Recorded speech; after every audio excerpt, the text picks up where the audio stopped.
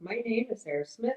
I'm a professor of history at American River College, and today's date is August 28th, 2023. So let's start off by establishing the basics. What's your full name? What are your pronouns? And what's your date of birth?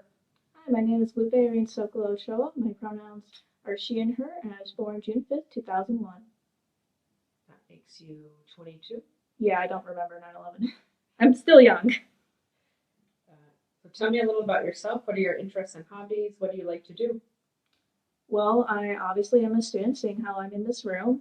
I I really love anything related to natural resources and anything electronics related. Currently, I'm going to school for natural resources. For a moment, I was like an electronics major. The math is a little hard, but I still love seeing people's like Raspberry Pi projects. I grew up in Woodland, so I just kind of grew up along that I-5 corridor, and I kind of dreamed about not necessarily leaving because I do love my hometown, but I dreamed about seeing the rest of California, and a job in natural resources slash conservation has allowed me to do that to a certain degree because I was in the conservation corps when I was about 19 because I graduated high school, had 6 months before COVID, and then COVID hit. So I was trying to find myself. So I went to the conservation corps. They took me up to Eureka slash Fortuna area, and I like love that area. And since then, I've bounced around the state for like intermediate periods of job of conservation, but I always come back home because I don't have to pay rent back home. In terms of hobbies, I love anything related to natural resources. I also do love art. I'm just very bad at it. And then I also have a love of American Girl dolls because I grew up reading those books and I love the history and the historical contents of it. And my parents really encouraged me to read, and they thought that was a really good way to teach me history, as they do cover some like pretty dark topics, but it could be darker for like a 9-year old. So they felt that was age appropriate because when I was younger one time, my mother is not Jewish, but my father is. I found like a book about Anne Frank, and my mom just decided to kind of hide it because she felt that was like too dark for me as a kid. So, there's no American Girl doll that's a Holocaust survivor. So I think my parents felt like that was safe. And it also covered like different periods of time. So where did you grow up and where do you live now? As I said, I grew up on the I-5 corridor in Woodland, California. It is one of those towns that is the last biggest city before you hit Redding. So it's one of those farming towns that people tend to stop off for the bathroom. Um, my family goes back about three-ish generations because I'm third generation American. So when my family on my mom's side, since she is Latina, when they came, they used to follow the crop and go back as traditionally you did back in the day. And they at some point just settled in Woodland. They had a family farm, and that farm unfortunately no longer exists because a lot of family farms usually sell off, and that becomes like part of development of town. So that's what happened. But in doing so, like my grandfather and my great grandmother had a dream of sending their children, their great grandchildren, their nieces and nephews to get an education because my great grandmother was described by my mother as a feminist who never learned to read or drive because she loved this country as America, because she felt like America educated their women, unlike Mexico, where you have the patriarchal standards and the machismo. And she felt like America, while it did have that, it's educated their women, and she felt like learning to read and write and education was, I mean, not the stereotype, but it's like that way out of poverty. And so a lot of my family did get an education, which is very culturally ingrained on both sides of my family, as you have like the immigrant emphasis of education on my mom's side, while as on my dad's side, my grandfather was a professor, and as also professor, in like Jewish culture, there's a very heavy emphasis on education, or at least on literature. Like I've never been into a Jewish household where there isn't like a ton of books just scattered everywhere. So it's kind of how I grew up. So where do you currently attend college? What do you study? I currently attend college at American River, and I study natural resources. I'm hoping to transfer to Humboldt to study forestry, but American River is lacking about six-ish classes of very forest discipline. So I'm hoping to transfer to like College of the Redwoods, get those done, and then go to Humboldt just in terms of saving money. And then my goal is to become a forester. Growing up in Woodland, it is a farming town, and then when you go out more, you get oak woodlands slash oak savannas. So I did not realize that forester was a job because I'm like, all I saw growing up was like rangeland management and cowboys, I guess. So when I got to Cal Fire and the Conservation Corps, I was like, oh, someone actually has to manage these forests. That seems like a pretty good job. So I'm hoping to do that, but a college degree isn't enough. I still have to pass the registered professional forestry exam, and that's definitely years down the line. And what made you decide to become a forester? And what is a forester? Can you say a little bit more? So a forester is someone that does forestry management in California. And in order to call yourself a forester in California, you either need a degree, so a 4-year degree in, I believe, natural resources or forester, something very similar. And then you need 3 years of experience, and that allows you to take the exam, or you can get 7 years of experience under our RPF. So regardless of whether you go the degree or more years of experience, you still need to be under a registered professional forester. And so at some point, you have to take the state exam, and it goes over all the laws, forestry practices, like insects, diseases. It's an all-encompassing exam. And what foresters do is they can do actually a lot, because in Davis, which is near Woodland, that's all Oak Woodlands farmland. There actually is foresters in Davis out of Cal Fire's Reforestation Center. So they can do anything from like CEQA paperwork, the environmental impact reviews, drawing up plans, anything. If they have like a specialty in like hydrology, they could do anything related to waterways. Or if you wanted to develop or cut down a tree in special zones, you'd probably need their approval. So typically examples I saw when I was working up in Mendocino is around Fort Bragg, there is a special zone. I do not know what's called off the top of my head, but it's kind of like a very sensitive coastal zone. So you need obviously to go through approval in general to develop anything in California, but especially there, since it's such a fragile ecosystem with redwoods, they require a ton of paperwork. You can manage like obviously forests for either like commercial profit in terms of timber harvest or for conservation. Also, you can have a special emphasis in either tribal or fuels or operations. So if you had an emphasis on like wildfire fuels, you may be more so like managing the forest, not in terms of commercially, but maybe managing in terms of making sure the forest is fire resilient. If you had an emphasis in tribal, you might be helping manage tribal land, or maybe being a liaison between a state or government agency and said tribe. So anything kind of natural resources related, they have and they can do. But in order to call yourself a forester in California, you need a license because it's California. So. And what brought you into what made you interested in forestry?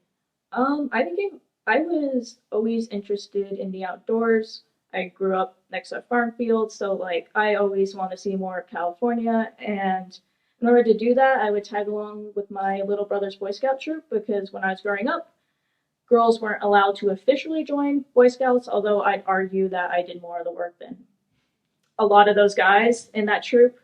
Now girls are allowed. It's co-ed because my Girl Scout troop wasn't very outdoorsy, so I'd tag along, see like bits and parts of California, the forest, and I'd be like, wow, that's cool. I live next to a farm field. Like, look at all these trees. And then I graduated high school, wasn't sure what to do, so I went to community college for all of exactly 1 day and dropped out. It was WCC because I lived across the street from Woodland Community College, because I thought it was pretty lame because it was a new community college, so it didn't have anything outside of the general ed to transfer you to UC Davis. So I thought that was very lame, like no arts, no crafts, no welding. So eventually I found my way because of COVID in the California Conservation Corps, because I was laid off because my job was actually in Parks and Rec, so you can't do that with kids during COVID. I was supposed to go to Tahoe, but I got sent to Fortuna, California, which is just below Eureka in Humboldt County, and I fell in love with the area. I did that for a while, and then I left, and then, I'm wearing a hat. So eventually I went to East Bay Mud as a junior ranger at age 20, junior ranger.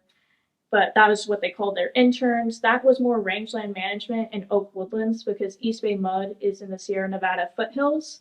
So I do love the oak woodlands and the rangeland management ecosystem, but I want like the forest.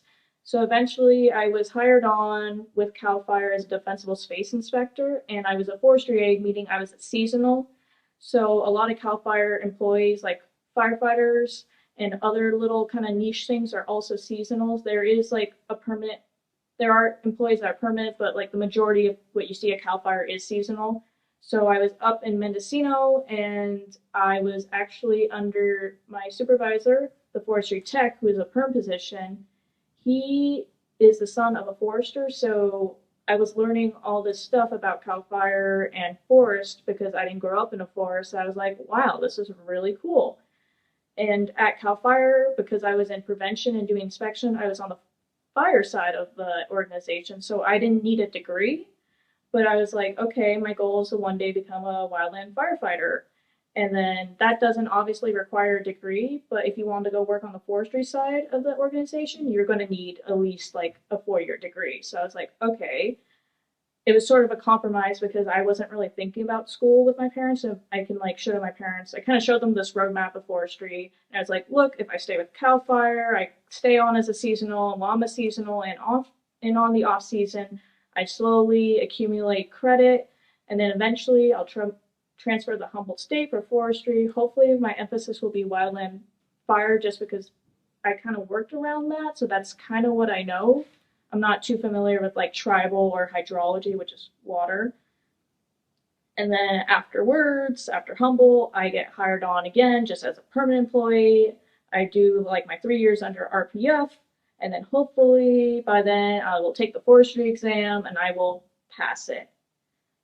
So that's kind of what my parents and I looked at, and I was like, I showed it to my parents because my parents definitely placed a heavy emphasis on education. And with running off to the California Conservation Corps, basically not going to college for a while, my younger brother ran off to the military. He is becoming an Army Ranger. My parents, not so much my parents, but my mom was like, what the fuck? I raised you guys to go to college.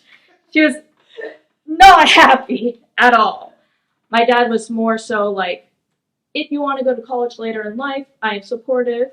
But if you're doing something right now that you have a good footing in, I am also supportive. But my mom was not happy, so I feel like this is a decent compromise because at some point, if I am a wildland firefighter at CAL FIRE, I'm probably going to want to go to the forestry side before I like blow my knee out or something. Okay, can you talk some about your social identities, broadly speaking, so around race, ethnicity, sexuality, gender, disabilities, religion, and so on?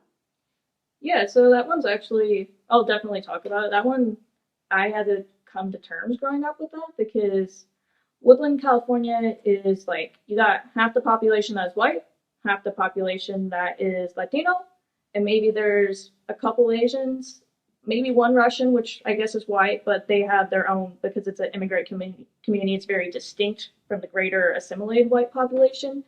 And that's about it. So it's like almost black or white in a sense that like who you hang out with, like, you know, the white students are going to mainly like hang out with other white students. The Latino students are mainly going to hang out with other Latino students. There is definitely friends that cross, like there's nothing, no one's saying you can't hang out. It's just the culture you're raised in, the culture you're familiar with. And I kind of straddled that because I obviously pass as white. My mom is Latina. She is like half Basque, half Mexican. So it's this weird dynamic where it's like, oh my God.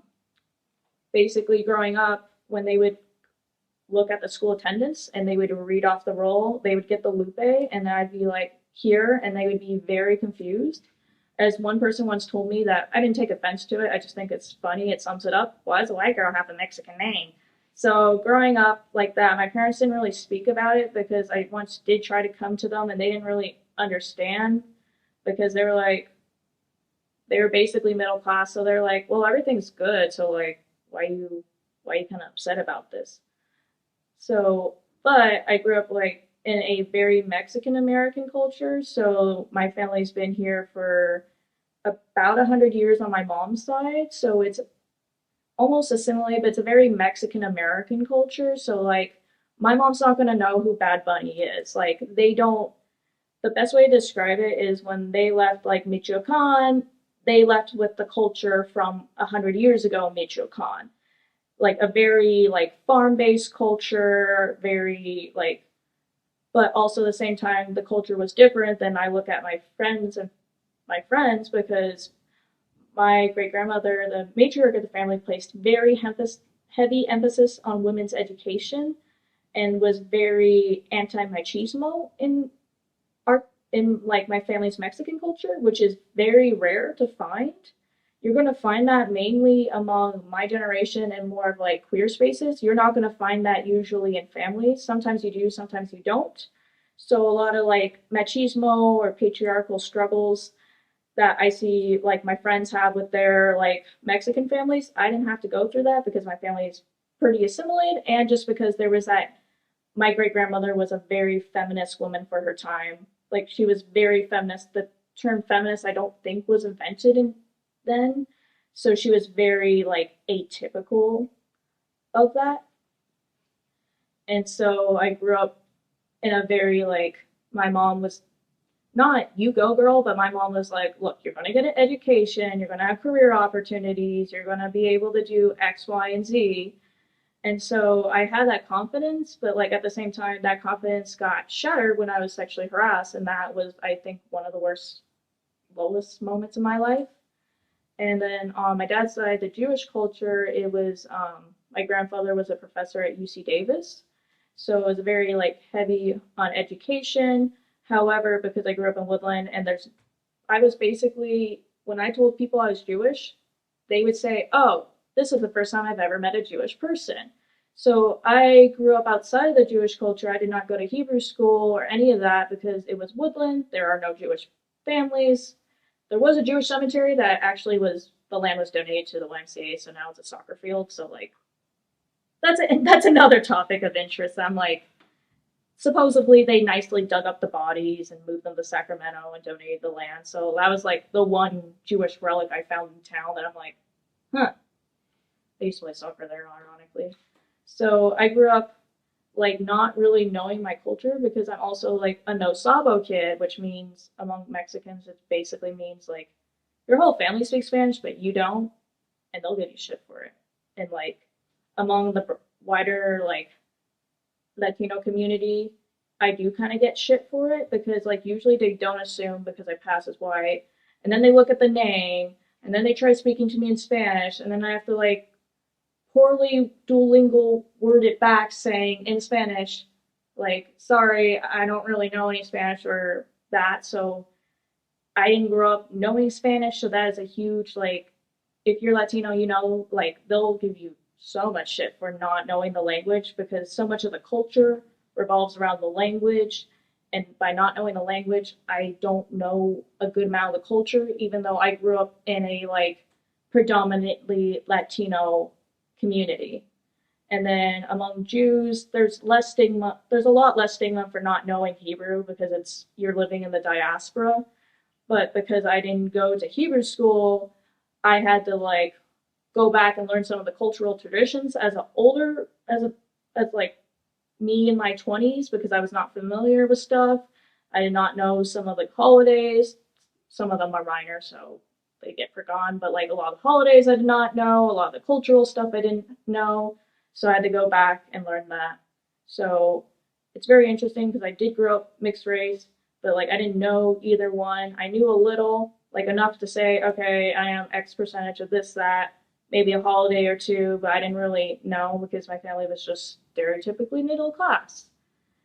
And I did get not necessarily like racist shit from it, but it did confuse a lot of people because usually when you see someone, it's like mixed in terms of like person of color, white, and like your traditional, like what you see on Netflix. There's always that person that's like half black, half white. And then here I am like, yeah, my dad's Jewish, my mom's Mexican. Yeah, my mom a Catholic married a Jew. And everyone's like, they don't give you shit for it. They're just very confused. And you have to like kind of clarify, like, this is how it happened, blah, blah, blah. And so among the Jewish broader community, usually when I tell people that, they don't give me crap for it because they just assume, oh, your dad is Ashkenazi, your mom's Mexican, she's Sephardic. And I have to clarify, no, she's just not Jewish, because a lot of Latino Jews are Sephardic, and that's the whole cultural tradition of, not cultural tradition, but that's them being kicked out of like the Spanish Inquisition and the Ottoman Empire. They went to Latin America, so there's like a strong community around that. So they usually just assume that. I'm like, no, my mom's just not Jewish, and they're like, oh, okay, because it's more accepted among Jews, because in the diaspora in America, like, it makes sense. You're going to have a hard time trying to marry someone Jewish. So, like, they're like, okay, because they see you're putting effort to reconnect with the culture. So, among my grandparents' generation, it was very rare, but among this generation right now, it's pretty common, like, to see mixed kids or, like, with one spouse isn't Jewish. All my cousins that are Jewish are also mixed. Like, I have a cousin, he's Jewish and Black. I have another cousin who's also Jewish, Latina, Native American. Like, they're all just weirdly mixed because it's America, so, you know. So did you grow up identifying as Jewish? Yeah, I think because people would be very confused by, like, who has a last name of, like, Ochoa and Sokolo, or, like, I think it trips up people when you have the first name of Lupe and Sokolo, and I would simply just explain that is Jewish. So in a weird way, I identified, but I didn't know anything about it, and I was just known, or like people knew I was Jewish, and like there's a whole nother topic of anti-Semitism, but like because I was the only person of that, I kind of identified, but I didn't even know anything about it. Does that make sense? Did you celebrate any holidays growing up? Yeah, it was mainly just Hanukkah, Passover, so the main stuff, but like stuff like more that like the non-Jewish communities that aren't necessarily familiar, like Lag Amar or like Rosh Hashanah, Yom Kippur, like didn't necessarily celebrate usually around those holidays. Sometimes my dad would just go off the temple for a night with my grandfather and then just come back. He wouldn't take us. It was just kind of a private thing he kind of did on his own. And then my mom's Roman Catholic, so I did go to Mass with her when I was younger because my grandmother was very Catholic. Not very Catholic, but she was a Catholic woman, as Mexican grandmothers are. So she took my brother and I to Mass when I was younger. Before, a couple years before she died, we had a falling out because, like, I openly identified as an atheist. And the Jewish side of the family was like, okay. My mom was like, okay. But my grandmother, the Catholic grandmother, did not take that very well. And then later, years down the line, she was like commenting to my mom, like, why isn't Lupe talking to me? And my mom's like, do you remember that time you yelled at her for being an atheist? Just kind of that, like, of course she's not going to talk to you. You screamed at her for being an atheist. And then I'm also going to have to clarify that, like, Judaism is an ethno-religion, so you could be born into it, you can convert to it, but if I, like, maybe officially I don't believe in God, but if I spit in a DNA test, it's going to come back 50% Jewish, so it has different customs and cultures than to Christianity, so it's accepted being, like, an atheist and Jewish. So I'm just clarifying for folks, because they're probably going to be like, what? Were your parents religious? Did they believe in God? Or? Yeah, I would say, but I would say they were religious, but they were almost secular in a sense because they were I wouldn't say they were leftist, but they voted down ballot Democrat. And then my mom, despite being Catholic, had always been supportive of like being pro-choice or like divorce because divorce is taboo in the Catholic Church. My dad was also like supportive of that too. Both of my parents supported like gay marriage before it became cool to support gay marriage. So they were religious, but they were also secular in the sense that they were like left leaning, but like they had their own beliefs and traditions because my mom had conflict-ish with my in-laws because if you're Jewish and you marry a non-Jew, traditionally your non-Jewish spouse is supposed to convert. My mom did not convert. Obviously, that's within her choice, and I'm respectful of that. But she felt like that her in-laws I wouldn't say my grandparents weren't resentful of that. Like, I don't think they ever said anything to her, but she felt like maybe there was a culture clash, or maybe because she didn't convert, that they were very iffy of that. And there's like, I can like name examples from both sides of my family, because when I was born and when I was named Lupe, my Jewish grandfather told my dad, like, why did why does the granddaughter have a Catholic name? And my dad's like, well, my wife named her, she gave birth, like, I'm not going to interfere, because my dad was like, she did all the work, like, I'm not saying anything. Like, when my dad married my mom, my Catholic Mexican grandmother, like, later on she loved my dad, but like, I remember she told my mom that my dad was going to divorce her and steal all her money. They've been married for like 30 years now, so it's not happening. So for the most part, my grandparents were respectful of each other, both cultures, yada yada. But of course, they still have like biases and little things that hang up. But they're not gonna like outwardly come out and be like, you can't blah blah blah, because like they have grandchildren, so they're not gonna hold that grudge because they love their grandchildren, because that's what grandparents do, or good grandparents should do. Okay, so can you talk about your other social identities? Yeah, I am bi, and then I kind of knew in middle schoolish, like going into high school, and I'm fortunate enough that my parents were like liberal, so when I told them, they were like, okay. Like that was just kind of like, sometimes I get a question from my dad, be like, are you gonna marry a girl or a guy? I'm like, I don't know. I'm kind of young. So like my parents, they're pretty accepting because they're Democrats. The neighbors are lesbians, so like it's pretty chill. And then Woodland. So when I was in high school, I was on the wrestling team, and there was a lot of pressure because I was the only girl on the wrestling team.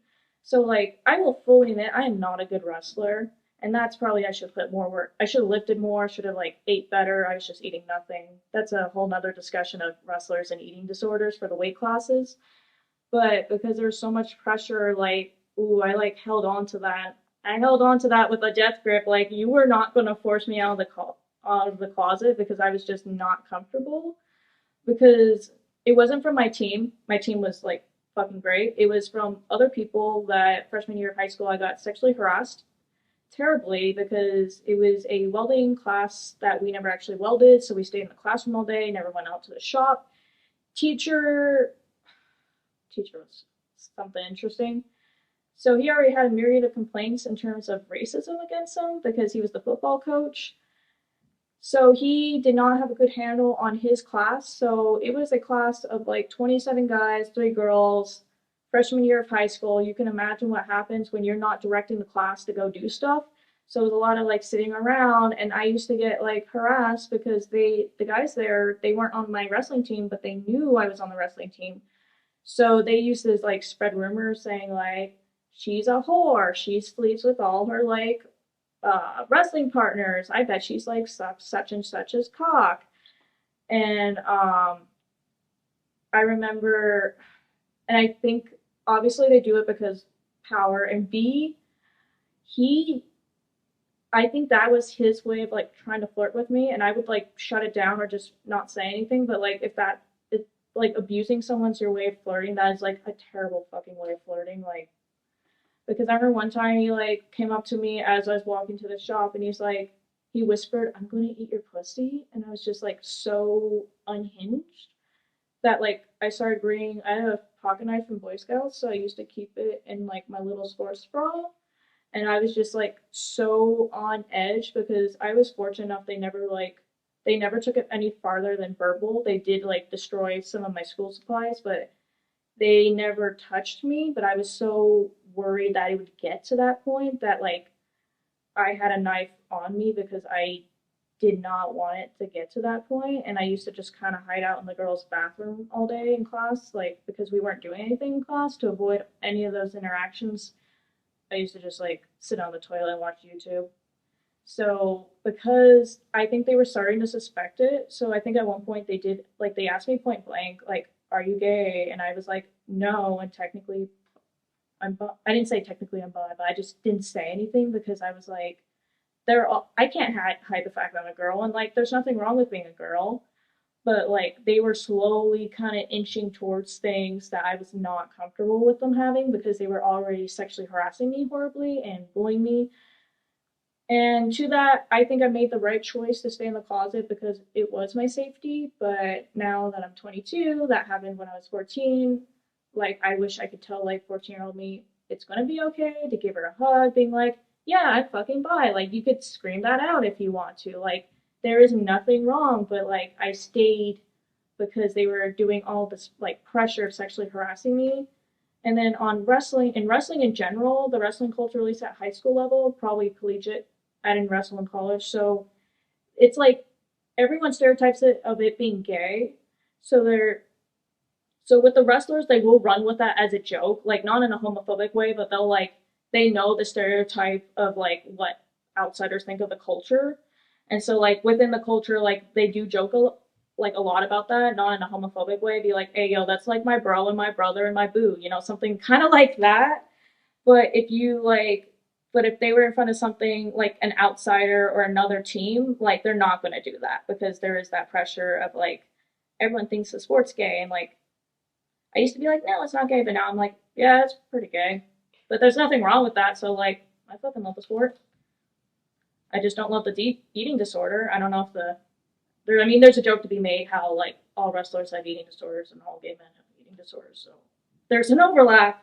Not going to make that joke, but unfortunately, there's an overlap in that regard.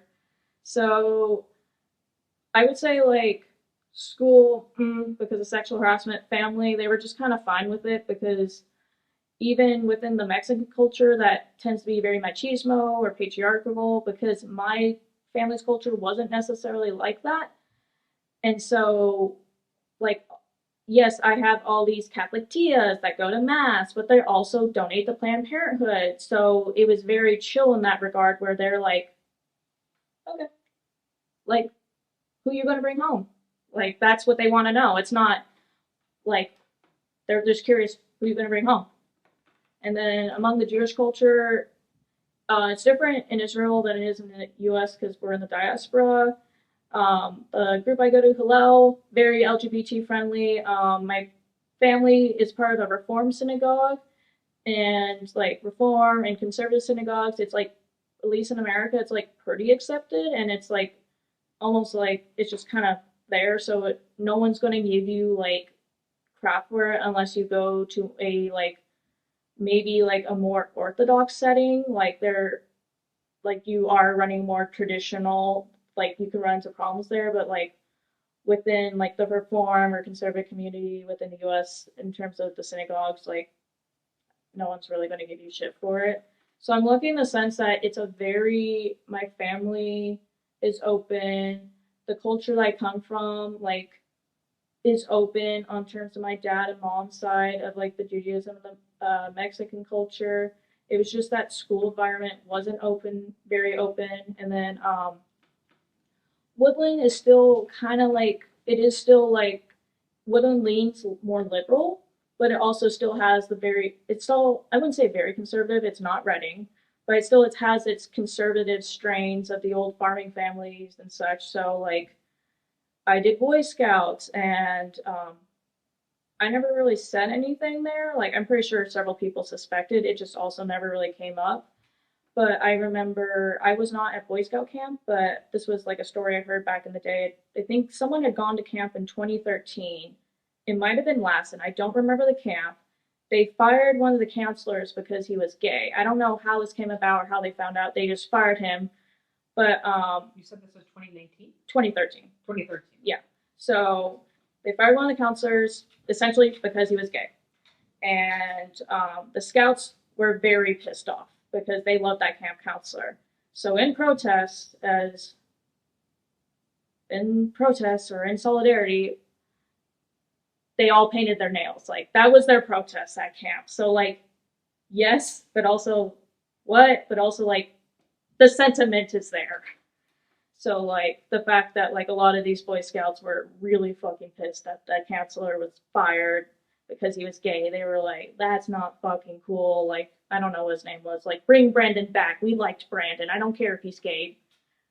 Brandon took us fishing. Like, we want him back. I don't remember the whole outcome of it because I wasn't there. So it's I'd say it's definitely changed in scouts. I also did I used to do scouts here in Woodland and not in Texas. I can't really comment about a more conservative area with Boy Scouts.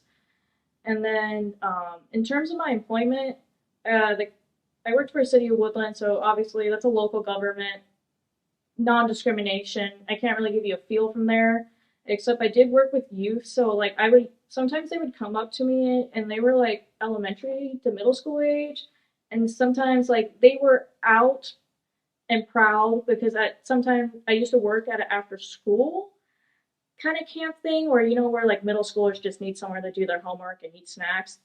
Like that, we made sure that was like pretty accepting because one of the kids set the tone because it was out and proud and like we're like, yeah, this is the tone we like of our program. But then I worked in another one where it's a summer camp and we didn't really talk about it, but like there was a girl who told me and I was like, yeah, that's okay. Like good for you. And I was like, did you know in Sacramento there's queer prom if you get to that age and you ever like, because I didn't know if her parents were homophobic, but I'm like, if you ever take the bus to Sacramento at this particular time, at this particular area, there's like a LGBT youth prom. Like, you should go to that if you ever get the chance. I've heard it's pretty cool. And then in terms of other employment, the California Conservation Corps, I went to a center that was known to be fruity. I didn't know that when going, and it's just kind of a joke. And then all my C1s, so you're a blue hat when you walk in. Your C1 is a crew leader. At the Fortuna Center, I kid you not, they were all lesbians that came from the program. So, like, it was very open. Like, they did not care because the crew leaders are all hired from the program. So, like, you already had the C1 setting that tone who came from the program. Like, there were 6 of them, and they were all lesbians. And, like, statistically, you're like, how is that possible? And then you're like, oh, this is the Conservation Corps. A lot of people like join to get away from home. This is how that's possible. And then also outdoorsy. Yeah, it's very outdoorsy. For women. Like my natural resources classes is like 70% girls and like 30% guys. Define gender norms too. Yeah, it is I would say it's defining gender norms because it's that weird line in conservation / outdoors where you have that like older conservative, more white, and then you have these like young liberal vegans coming in. So that's the stereotype of like the two sides. I don't know how to describe it, but it's definitely there. And then Cal Fire, I haven't really like said anything at Cal Fire because I was in the Office of Prevention, so that's going to be a more professional setting than being a wildland firefighter on the ground. And most of my 40 hours is actually spent talking to the public, not really talking to my coworkers because I'm doing inspections out there.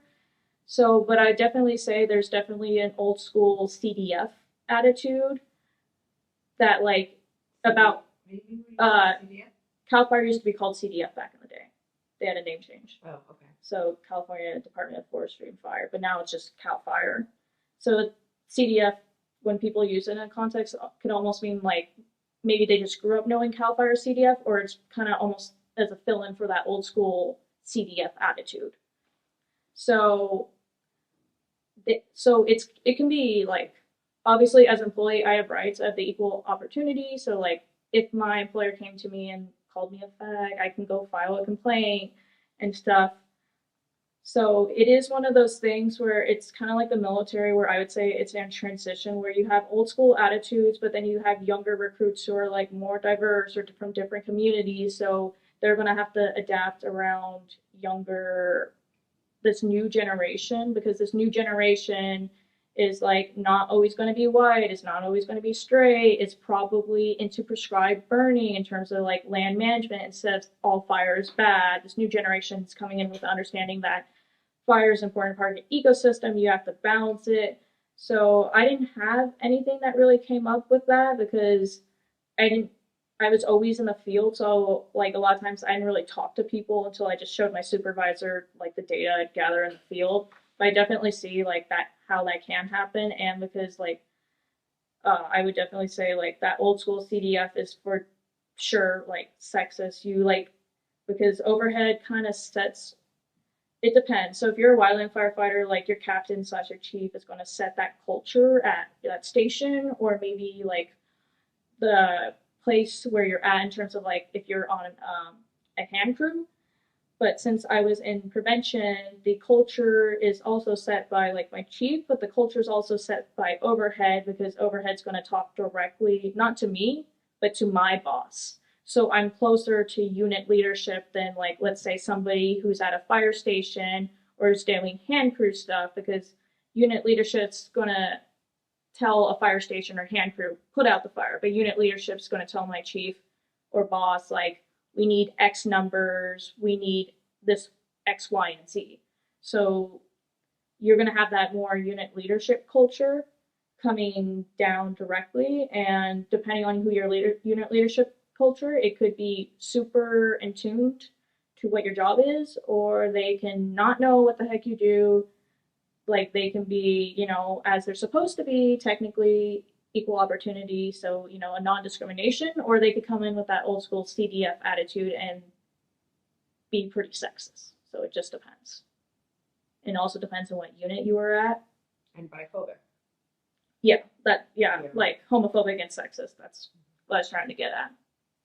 And did you know were any of your coworkers, I know you said you didn't interact with other coworkers as much, but were there other queer folks who were working there? Yes, I was aware of one person. I never directly met them, but just because they used the they them pronoun, so I never actually like personally met them, but it was like kind of a thing where I worked because people were having to adjust to use they them pronouns, and some folks were like, what? Folks were like kind of like iffy about it, but basically they were going to not purposely mess it up, because if they had purposely messed it up, that person is allowed to go, they don't even have to go up the chain of command, they can just go straight to HR and be like, look, they are purposely, obviously if it's a mistake, it's a mistake, but if they're purposely and they've told you, they can go straight to HR and be like, this is an equal opportunities complaint.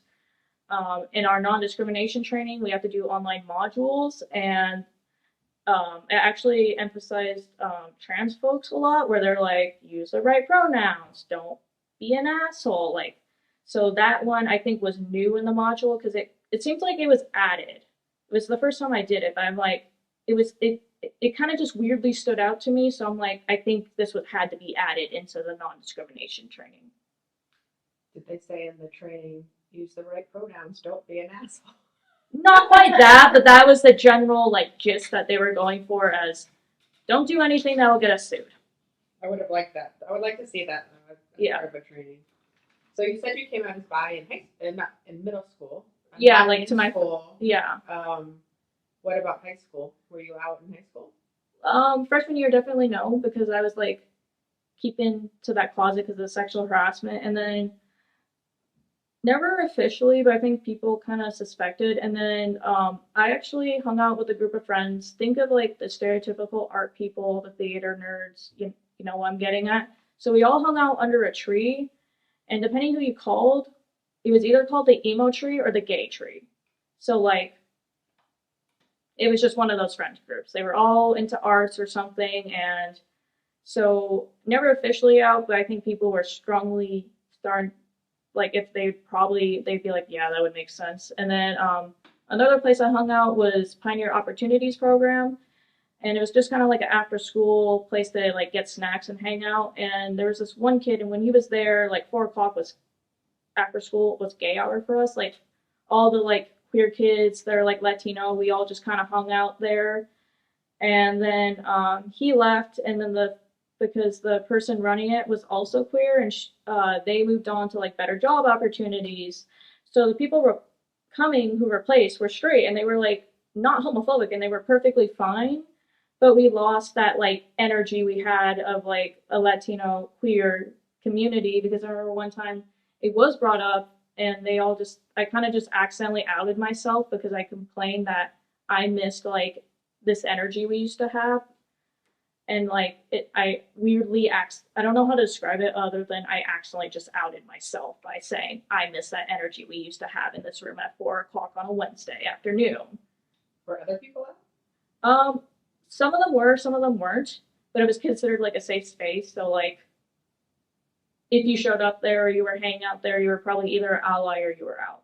And under the tree too? Same dynamic? Yeah, definitely same space dynamic. Like not everyone was there was queer, but like we had called ourselves the emo tree, but the principal called us the gay tree. So like it depends who you ask. So in high school, did Latino students experience, like, did they experience racism when they were in high school? Did you experience any? Yeah, so that class I was telling you about that I got sexually harassed freshman year. So I was standing in a group of Latino students, and we were just going over. It was a welding class, so we were trying to go over like the diagram for a project or something. And we were all standing there, just like talking or trying to figure out the project. And the teacher came up to us and was like, "Hey, gangbangers, where's our tin snips?" And we all just kind of stared at him because we didn't know what to say. And my first reaction was, "Why did I get called a gangbanger? I'm a girl." And then my second reaction was like, "Oh yeah, that's fucking racist." And then one of us just kind of pointed at the table. We're like, not professor. I'm so used to calling everyone professor now. I'm in college, but we were like, Stevens, the like tin snips. It's a scissor thing that cuts metal. It's right over there. And he's like, okay, thanks. He actually had several complaints of racism against him because he was a football coach. And it wasn't necessarily the students. It's just the students would tell their parents what happened. The parents were not happy. So that happened. And then when Trump was elected, it was during sophomore year. So there is definitely racism in Woodland, but for the most part, to a certain degree, if we're talking about racism against Latinos, it's kind of kept in check by population because it's like almost a majority in Woodland. So like you can do something, but you have to really want to do something to like potentially be racist against 60% of a population. So like when Trump was elected, there was white students who went around harassing, waving the flag, technically not racist. However, they did go to the Spanish classes and started yelling. And the funny thing is actually there's a lot of white people in the Spanish classes because it was like a beginner Spanish class. But there's still like a lot of Latino students who were smart and they take it, so they would just have a free period to do math homework because they already knew they already knew what was being taught. Or maybe they knew how to speak Spanish, they didn't necessarily know how to write. So like the Spanish teachers kicked them out, and also the Spanish teachers are like kind of the vanguard, like the Chicano culture, like what's taught at school. So like, they made that deliberate attempt to go there. And so they had to shelter like these white students who like went around harassing Latino students in the library the day after election because consequences have action. You can wear the Trump hat, but if you're running around like purposely trying to rile people up, like basically the school administration had to put them in prison for their own safety because nobody was happy about that. They were just going around celebrating Trump, basically. Yeah, but like specifically targeting Latino students. Yeah, because they were specifically targeting Latino students. So like, well, it's clear. I mean, Build the Wall was a. Yeah, so they were chanting that stuff and all that. So it's like you're like purposely asking for it. Like you're going to a movie theater yelling fire, like. So was your community of queer folks and allies, was that interracial? I would say in the emo tree, yeah, if we're talking the emo tree, it was kind of majority white, but there was like a couple of us. And then at the pop room, it was just heavily skewed Latino. I passed as white, and then there was like this one white guy who was gay but voted for Trump, and we just never figured out why.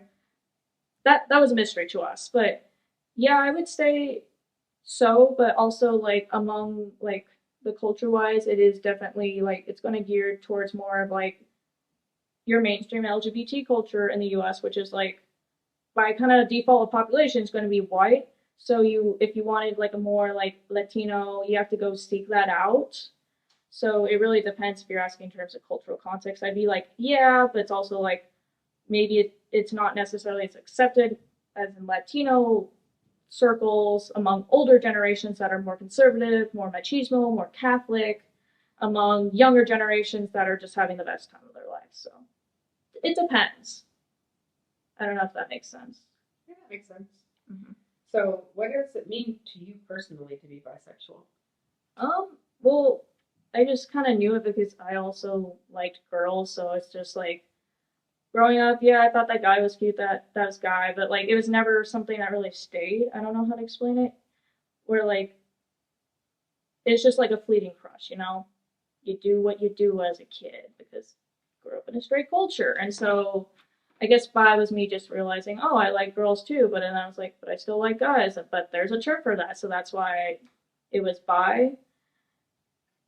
But like there's also other terms and other stuff. It was just in the alphabet and it described like what I was feeling. Because growing up, you didn't really use the word like queer like we use now because that was considered a slur, and depending on what group you are, that is still considered a slur. So that's why it's like, oh, bi. And so has your kind of identification with the term bi been pretty consistent over time since middle school? Yeah, I would say so. It's definitely grown more into it because like as an adult, I have access to spaces. Like if I wanted to go to Sacramento to an event, I didn't have a car as a kid, so like I'd have to convince my parents to drive me. And maybe they'll drive me, but usually what they'll tell me is Sacramento's like 20 miles away. You really want me to spend gas on what now? They're very like frugal in that regard of if they're going somewhere, they're better have a whole day planned around it.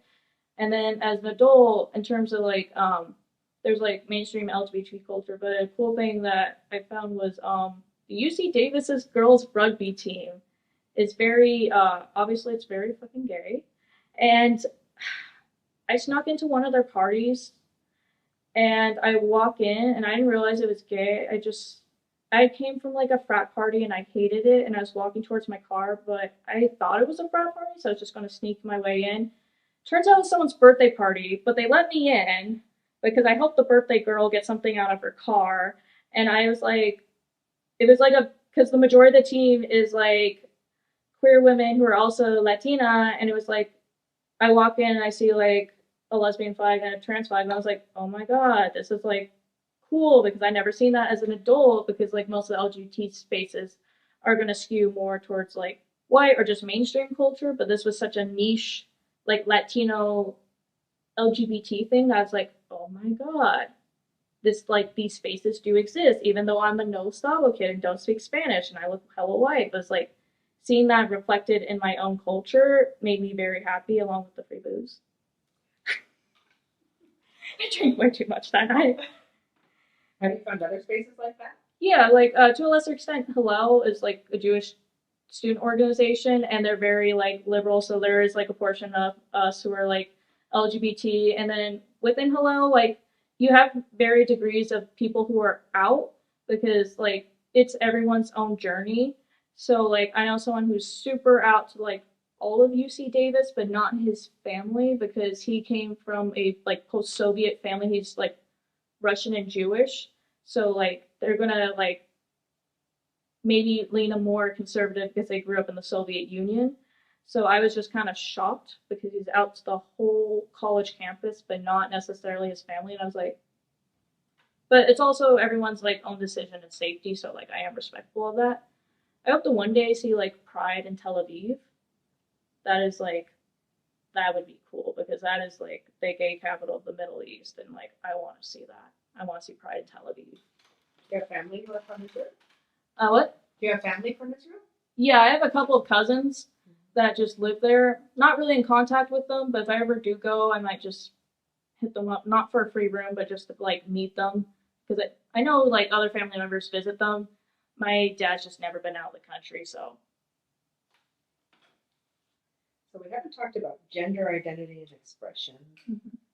How would you describe your gender identity and the way that you express your gender?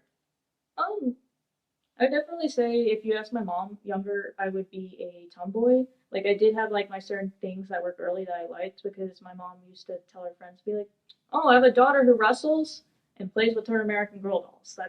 That's how she described me as when I was younger. So I would definitely say I think I felt when I got to high school, and it turned out I was the only girl on the wrestling team because there were girls in middle school, and when I got to high school, there was just no other girls. I will admit I was a little betrayed, but looking back, I understand, like, okay, that makes sense. They wanted to play winter sports, and then there's just that whole dynamic of being like, going through puberty in a sport that you're literally in a singlet next to a guy. Girls wrestling as a sport has come a long ways. So I did kind of have like, I'm not a like other girls phase. It wasn't super hard. It was just I was never really exposed to makeup, so I never learned to wear makeup. And I was adult, I'm like, shit, I wish I knew how to like draw a nice like eyeliner, but because I was like the only girl on the sport, I was always leaned more tomboyish. So I always had um, this is probably the longest my hair's been in a while. I always just keep my hair short, and that's not necessarily a gender identity thing because I do think long hair is very pretty and nice. It was more so like a practical thing because I was working outdoors or like I'd go work out and I don't really have time to like do my hair to make sure it doesn't get in my face or you know the feeling when it's windy and accidentally eat your own hair. It's the worst feeling ever. And so I would always skew more like tomboyish, but over becoming an adult and because I went like I wouldn't consider I went to school later. I just didn't go to college immediately out of high school. So I was either like working or living at home. So I didn't necessarily have pressures because it was during COVID of like seeing what other people were doing in terms of like fashion sense besides just social media. So I like had more of an experimental because I've always dressed very tomboyish, plain, but I'm like, what do I want? Like, you know how the Barbie movie came out and it was like everyone's embracing it. Like even the tomboys who like normally never wear pink are embracing it. So it's kind of like embracing that feminine side and be like, I shouldn't have to like shun this. Like maybe it's not necessarily my thing, but like you know I'll wear a skirt like now and then and this is the same because I had a huge fight at graduation with my mom because she wanted me in a dress and I had refused, but now every so often like I wear a dress. So it's definitely evolved where because I was like having that like I'm not like other girls, but now I'm like it still leans more like tomboyish, but I still like like the some feminine stuff. Like I fucking love Hello Kitty, and that's like girly. And you know what? If that's girly, so be it. If it's not, so be it. I fucking love Hello Kitty. So it's definitely evolved, like the way I dress.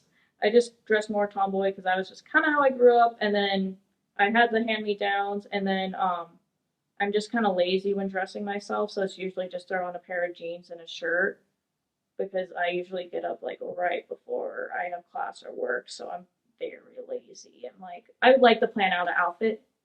I just don't.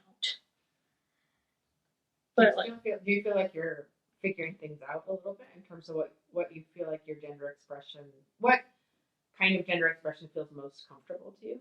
yeah, I would probably say in terms of that definitely because growing up like I would not wear dresses, but like of course I stuffed my like American Girl dolls in dresses because it looked pretty and it was fun. It was nice and frilly. It's like something nice and frilly, but it just wasn't necessarily on me because it has that weird feeling of like self-consciousness or it's just like this doesn't feel me. So I'm definitely like still figuring it out, but I would say like I wouldn't know how to label it, but I'm just like I probably have that like homey, like down to earth girl look of like cottagecore. Like maybe she's in a skirt, but it's not like a hoop skirt. It's more of a simple skirt.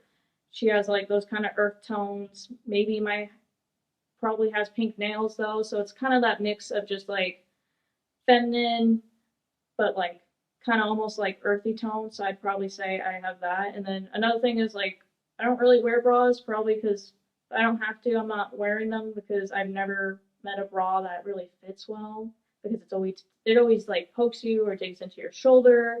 So I don't really wear stuff that really shows my cleavage that much just because I don't really own stuff like that because I usually go to Goodwill and just buy a t-shirt. So it's definitely getting there, but like growing up I was mistaken for a guy a lot and I just kind of rolled with it because I didn't really have a problem with it. I was just like, yeah. I dressed in that tomboy with a short hair and I just didn't really have a problem being mistaken for a guy. It was like, What about androgyny? Do you identify with androgyny at all?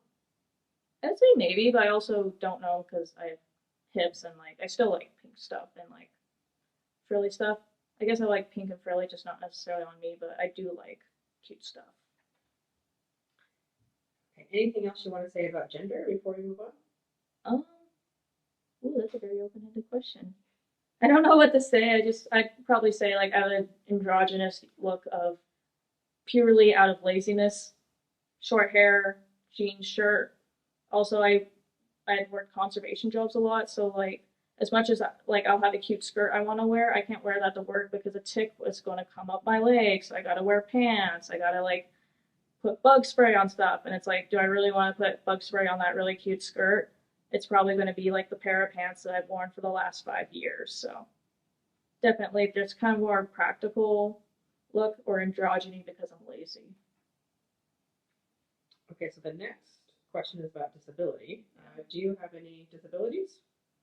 Like I would say none physically, although I did have, this is kind of weird, but I did have tight tendons as a kid, so it caused me to walk on my tiptoes.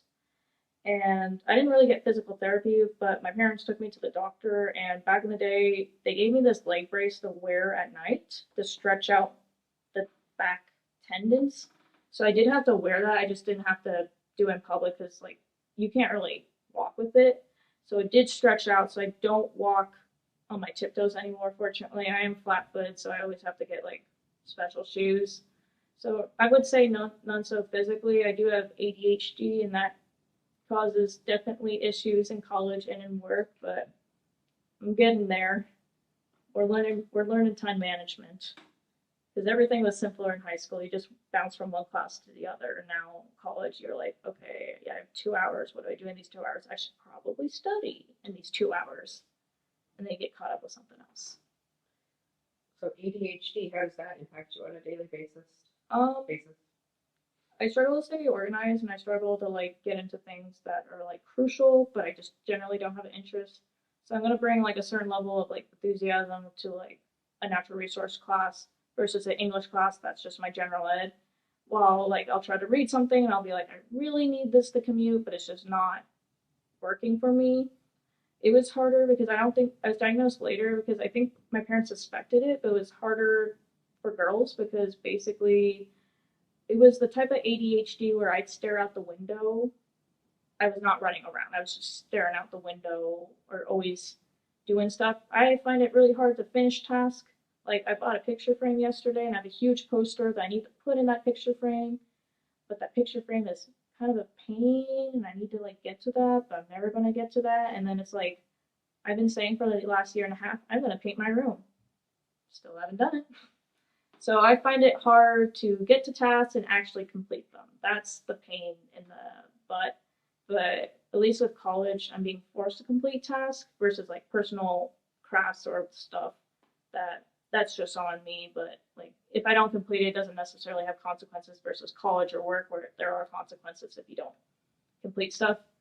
My dad was technically like a bureaucrat, so it's very difficult because he'll try to like help me come up with the organization system, and I'll have to be like, oh, but this just doesn't work for my brain. And he's like, I know, but I'm like, it just doesn't work. Like, it makes sense for you because you're organized. And he's like really smart, but I'm just like all over the place. And the fact that I'm all over the place kind of drives him up the wall because he was a bureaucrat. So, like, everything is very organized. And, like, he has his systems. My mom has her system. She was a librarian. I have no system. Does it, how does it impact you in college? Um, I struggle. Well, I love the Canvas dashboard, so like I struggle to like complete tasks or finish them because like there'll be like a paper, like let's say a fisheries class, you have to like draw the fish out and then draw the scale on the fish. And if I don't finish it in class and I try to take it home, I'm not going to remember to do that. And then come Tuesday afternoon, she's going to be like, okay, turn it in, and I'll be like, oh shoot. So I try to like when it comes to papers or stuff, I try to not pick it up, stop, pick it up, stop. I try to like sit there in that class period, or if there's homework, just sit there and get it done. Because if I start and stop, it will never get done. And that will like impact my grade, annoy my professors. And then there's like homework assignments where I just not necessarily forget, but like I'm still getting used to Canvas. So I think it's due like 9. I'll look at it and I'll be like, okay, it's due 9 p.m. I could do it after this class. And then I'll look at it again. I'm like, oh, that's 9 a.m. It's due right before class. Okay, we need to get this done. Because different professors have different ways of turning stuff in. Like, I had one professor in welding. it was just like do in a month, get it done. Eventually, it was very laid back, but other professors that have a more hands-on approach are like, it's due right when class starts, and I have to remind myself that that says like 12 p.m. Oh, I mix myself up, but like 9 a.m. and not 9 p.m. Like I don't have that extra hour, the what I thought I had that hour, just because I have to plan it out because I'm from Woodland, so I stay in Sacramento all day for my classes. So that's why I'm always like looking at my free time and be like, okay, can I get this done? But I can't get it done if it's like due right when class starts. And so, is there anything that you think professors can do to accommodate you, or, to accommodate your ADHD to help you be a successful student?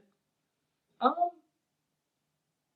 I would say like sometimes when they take notes or are lecturing, like I'll try to write stuff, and it's like in the back of my head, I'm just like, for the love of God, please slow down, because sometimes I'll pull out the phone, not necessarily for ADHD, but they'll say a word, and I'm like, I don't know how to spell that. So I'll try to pull out my phone to look up the spelling because I'm very particular about notes. And by the time I found the spelling of the word, because I'm a terrible speller, they've like moved on to topics. I'm like, oh my God, what did I miss?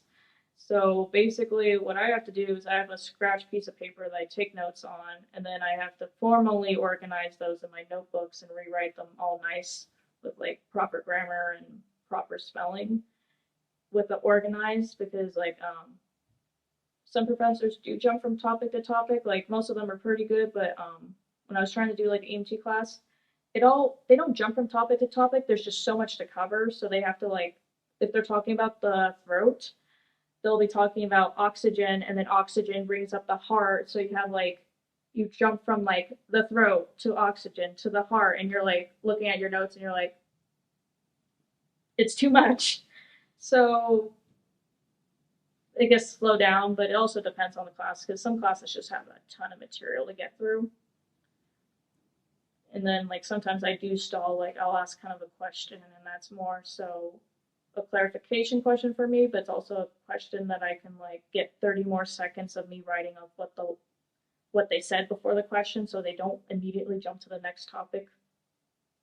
It's kind of my subtle way of like, please slow down. Okay, anything else you want to say about that before I move on to the next section?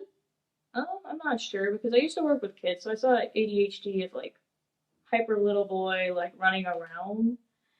It's just like it's harder when it's just not the hyperness. It's just the struggle to focus, because that's why I work conservation jobs, or I love working in the outdoors, because sometimes I do have to go back in the office and write a report, but for the most part, I'm not sitting on a desk in front of a computer. It's more so go get that data. See you in 8 hours. Like, prove to me that you're doing your job, and I'll leave you alone. Like, I'm not really micromanaged per se. Or like, go pull out those invasive plants. See you in 5 hours or something. So. Do you identify with the word neurodiverse or neurodivergent? I say so, but I just usually say like not necessarily to my boss, but sometimes like to my coworker, like I'll warn them, hey, I have ADHD, like I am so sorry about like all the chaos that's I bring in, and so I'm not sure. Is there anything else about just sort of like how you are in the world, how you think, how you interact that you feel like is relevant for this question, aside from what you already said about ADHD?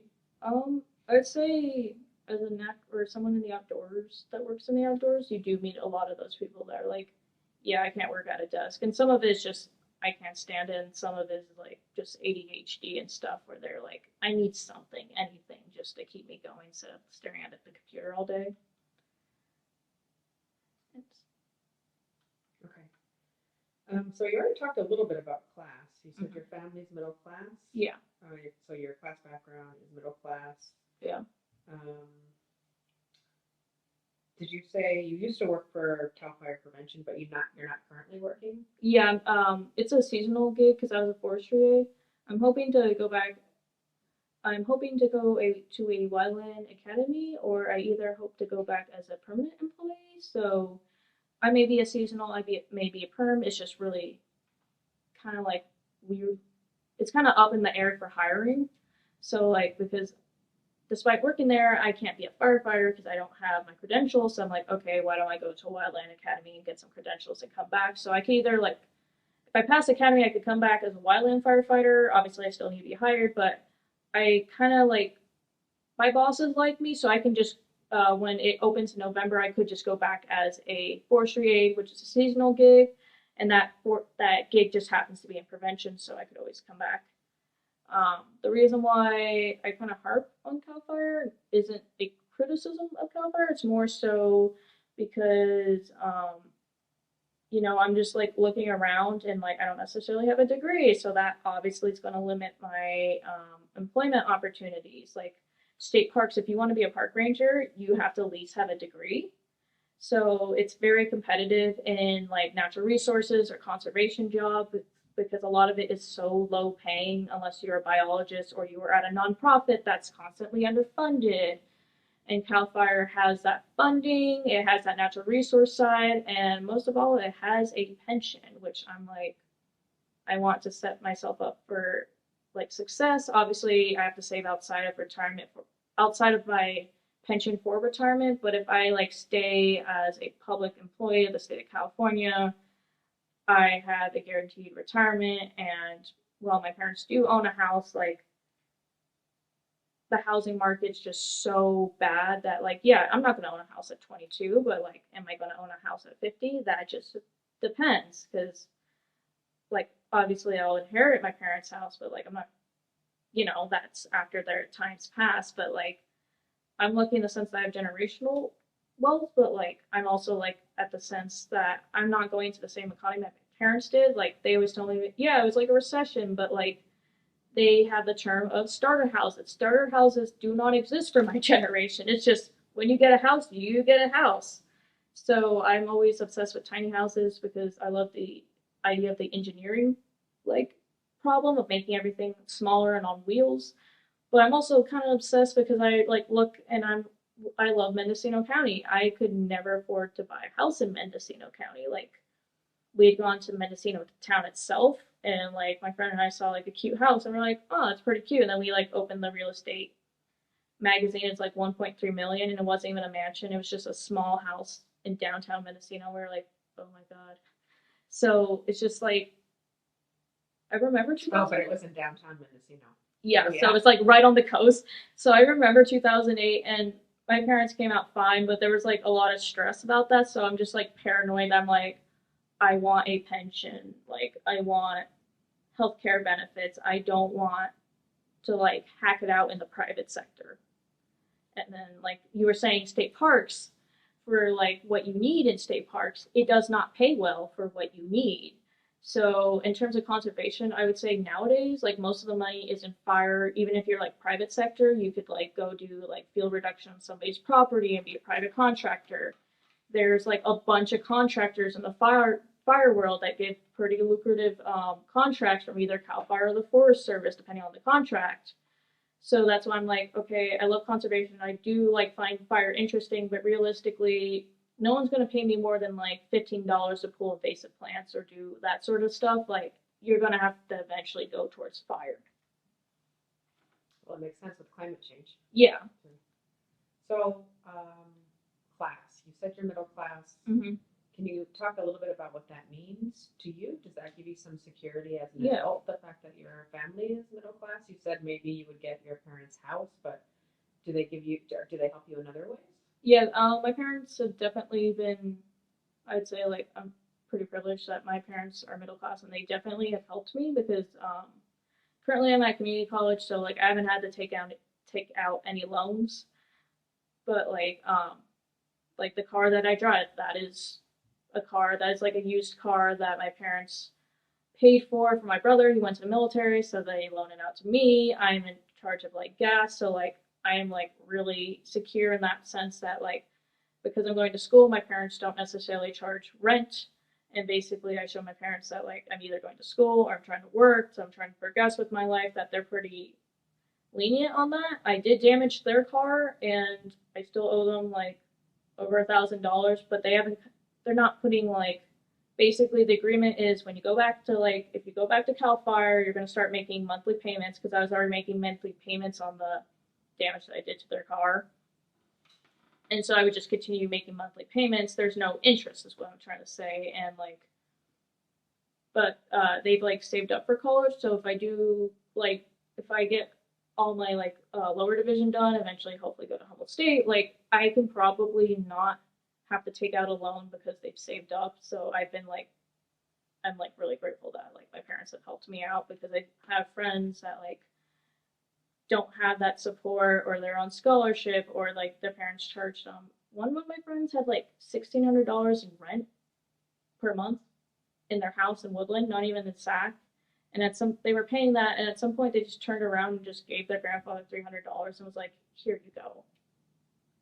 And their grandfather hasn't like kicked them out, but I was like, "What the hell? Family members charge you $1,600 in a shared house in Woodland for rent of all things." But also like conservation jobs take you all over, and that's definitely limited my ability, because I won like state parks was hitting up the C's email list, and I was on the C's email list, and they were saying, "Hey, we have a position open at Santa Cruz Park. It pays $17 an hour." First of all, it pays $17 an hour. And then the immediate question was there housing? And they're like, "No, sorry, we don't have housing." And then it just went dead silent, because a lot of conservation jobs, like the housing, it's either like super competitive or it's just limited because it's a rural area, and the pay is just so low that you can't really justify taking it. So like maybe you're lucky you own a truck and a travel trailer. My car can't tow, so like that's probably not going to be me. My parents own a car that can maybe tow if we put a hitch on it, but that's an investment that like I'd have to like, kind of weigh the pros and cons, because it doesn't get good fuel mileage, so that's going to cost me a lot in gas if I drive that one. So like, you know, I could like work for state parks in Santa Cruz and use my savings to supplement the housing, but realistically I'd be taking a loss at taking that $17 job, $17 an hour job. And then in Mendocino, there's just no housing, just in general. When I went to UC Santa Cruz, people built tree houses in the trees. I want to do that is really cool though. Well, then the police would go. Oh, okay. Yeah, I was waiting for that next part. I was like, Yeah. I don't think that sounds permitted, but like Mendocino, when I worked there, it just does not have housing. It's a rural county. Like Humboldt has housing, but it's competitive. Mendocino has no housing, and it's also competitive. So I was able to, it took a while to find something that was like within my budget. I got pretty lucky. I got with utilities, it was like $650 per month, but I would only stay there like 4 days a week, because CAL FIRE, if you are not firefighters, but other employees, are usually on 410s. So then I'd usually like spend the weekend back at home with my parents. And I got really lucky because the landlord didn't know how to use the internet, so I found it under a thick stack of flyers. But the house was old and needed work, and there's a lot to be said about the house, my roommates, but that was like really lucky. I was considered like really lucky because I was living in Ukiah for that, and that was like considered cheap, and that was the best I could find. Either that or I'd have to like move 40 miles away to Lakeport and just drive 80 miles back and forth for work every day. Because yeah, for like taking jobs, there's a lot of state park jobs that like I would love to take. They just don't include housing, and the local housing market is so competitive. Like up in Redding, like because of the church up in Redding, it's hard to find a room to rent that's like under $1,000. You would think because it's Redding, but What like church? Bethel. Okay. So Bethel has like a huge kind of campus. I don't think they have housing, but basically they have a ton of people come to Redding for Bethel Church, a ton of young people. So that kind of like saturates the market in terms of like supply. They come to Reading for the church? Yep. Why? Because that's the only church where Bethel is, because it's a huge church. Oh, okay. So you have all these people that come to Reading for the church, and then like there's just no housing available in terms of necessarily supply, because you have all these like young people coming for Bethel. Interesting. Yeah, I found this out in a job interview when I asked about housing. They were like, "You can rent from someone within Bethel," and I was like, because they were talking, yeah, there's not a lot of housing. So, Do you think, this is kind of skipping around a little bit, but do you think your queerness will influence what you end up doing for your career? I know you already know what you want Yeah. to do for your career, but do you think that your queerness has any influence on the fact that you chose forestry? Yeah, I would say so because I also chose forestry because I was like, I initially asked like my captain, like, what do you think of your fire science degree, like the 2 year associates? He was like, meh. So I was like, okay, maybe I should go get a more useful degree in this job. And then the forestry side is has less of an ego than the fire side. So I was like, the foresters play nice in a sense that they don't have that fire ego. They're not the old school CDF. They may be old school in other ways, but they're more professional in terms of like, write this report. Like, you're not playing cowboy on a fire. So that's why I was like, okay, maybe I should go to the forestry side of stuff because they're going to be more relaxed. It's also, they can be pulled for fires and they have been pulled for fires, but for the most part, it's more of a 9 to 5 gig. So I'm young and single, so like I don't necessarily worry right now, but if I had a partner and like I was gone most of the summer, like, so like having that work-life balance is super important because a lot of people at Cal Fire don't have that.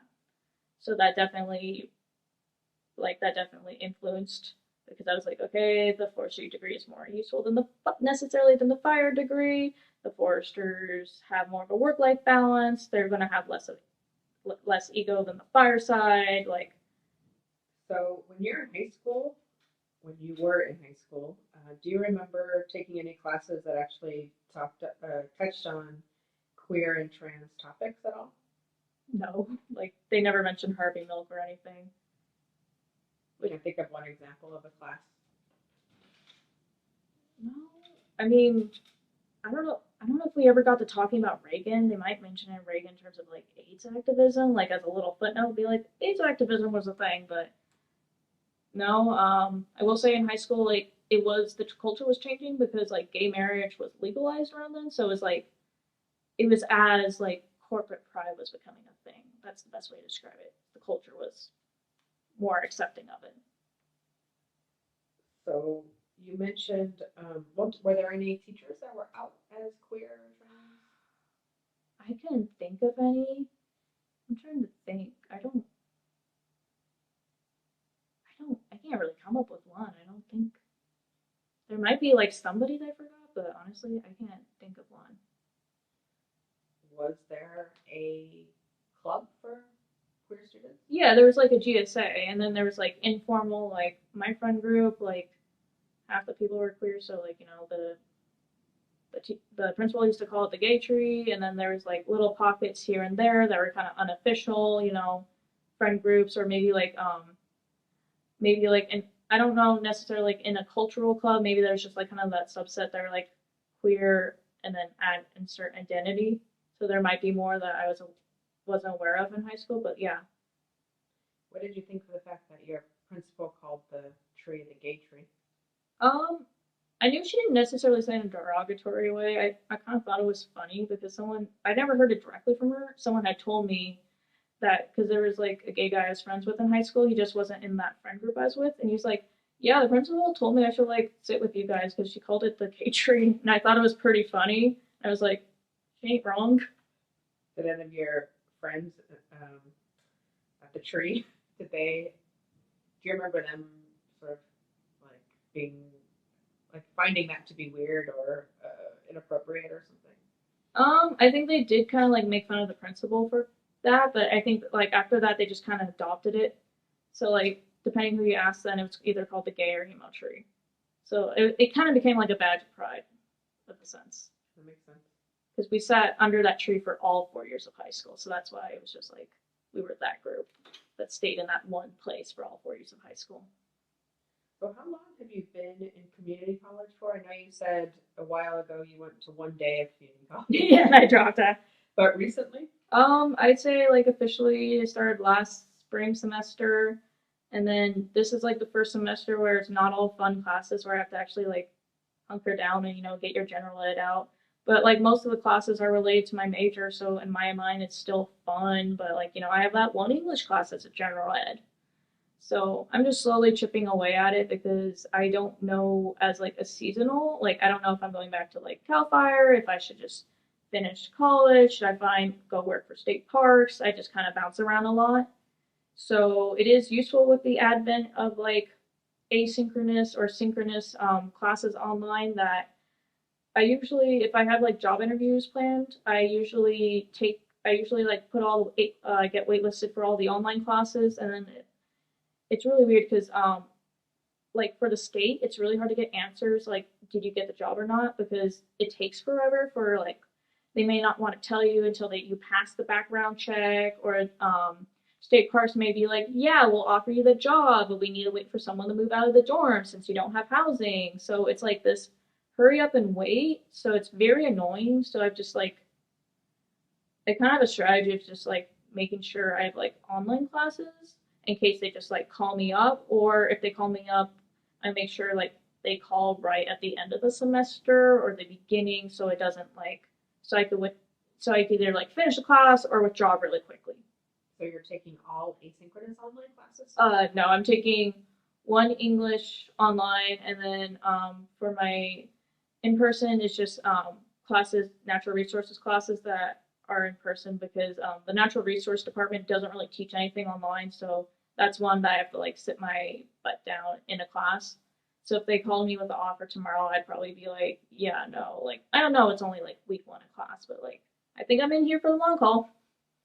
In the spring, did you do the same thing where you took a mix of online and in-person classes? No, because in the spring I just been laid off from Cal Fire because typically in prevention or if you're seasonal for the state, you can't work more than 9 months. And so they were supposed to lay me off in April, but then my boss said, "Hey, it's the rainy season, and when it's the rainy season up north, it is the rainy season. We don't really have anything for you to do." And I was like, "Cool, I'll take an early layoff because I want to go back to school, and because I wasn't on a lease, I was just paying rent month to month, and I hadn't damaged anything. I knew I was going to get my safety deposit back. I could easily like leave without having facing like financial repercussions in terms of like a lease. And then because in terms of insurance, I'm still under my parents because I'm under 26 and I don't necessarily pay rent with my parents. I was like, okay, like this is a perfect financial. Like I have no qualms of being laid off earlier versus someone else who like has a family or has stuff set up that it's iffy. But that's just like kind of conservation of wildfires in general. Like you work as long as you have grant money or during the season, and then there's just no really set dates because of climate change. Like the seasons are getting longer. Different units are all across California, so like they may go to different times because depending on the climate and how dry or wet their like area is. So it's just like my whole it's everything's just up in the air, so I just have to be really adaptable. But I don't want to like not take classes just because I'm waiting for a call back or not. So I make sure to just take classes. So you took classes that were in person in the spring? Yeah. Okay. So have you ever taken classes? I know you haven't been in community college for that long, but during your time in community college, have you taken classes that either wholly or in part focus on queer and trans topics?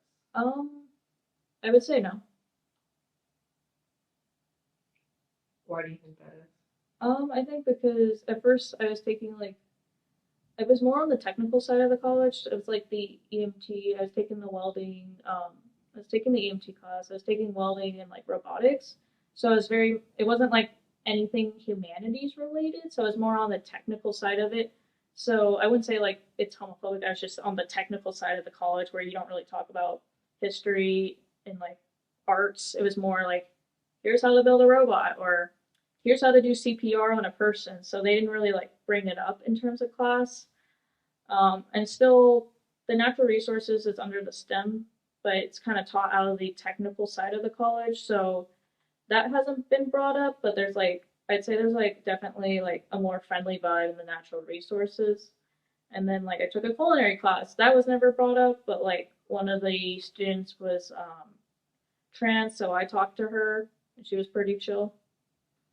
So like brought up in informal context of you just talking to a classmate.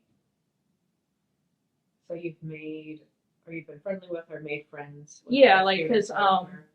yeah, because like she like She wasn't really out, but I think because like nobody had told me, but I just noticed the pronouns were she, her, and like the little Canvas bio.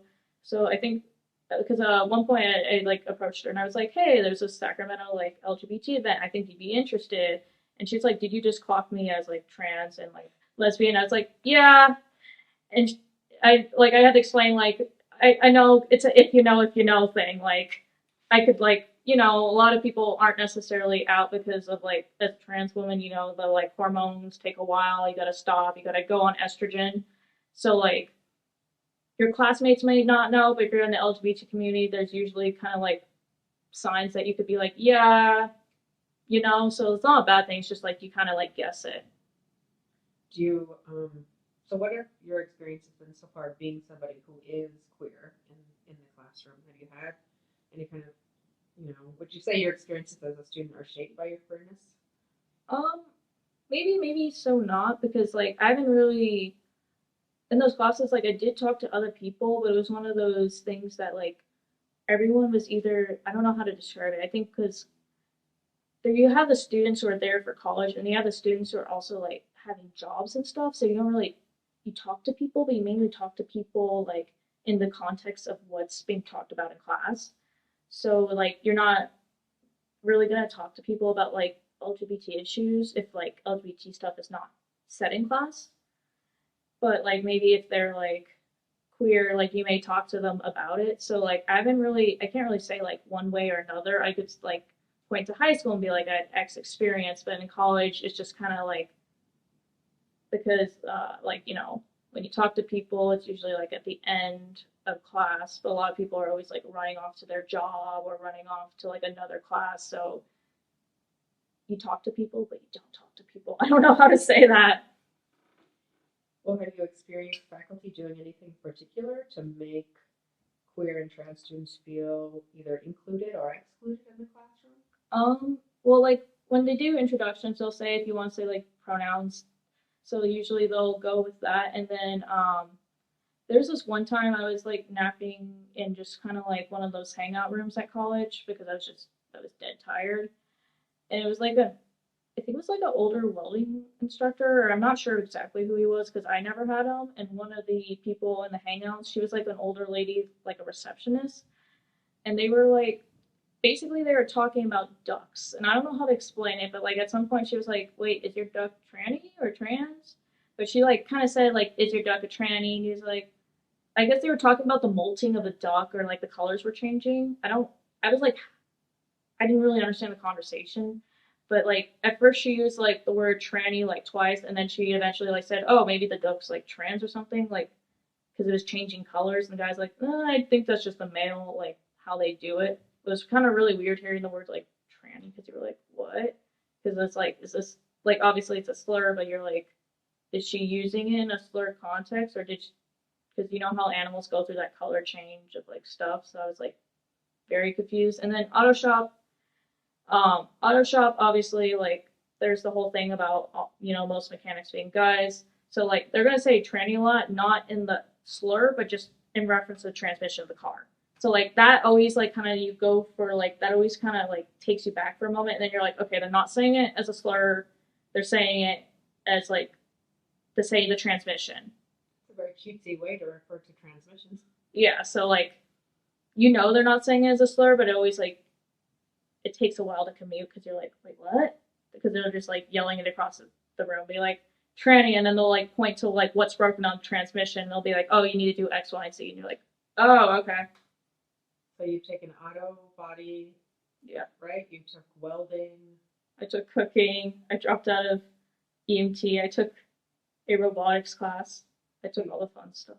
So those do sound like fun classes, but they Not also EMT. sound like classes that were it was mostly men in the classroom. Yeah.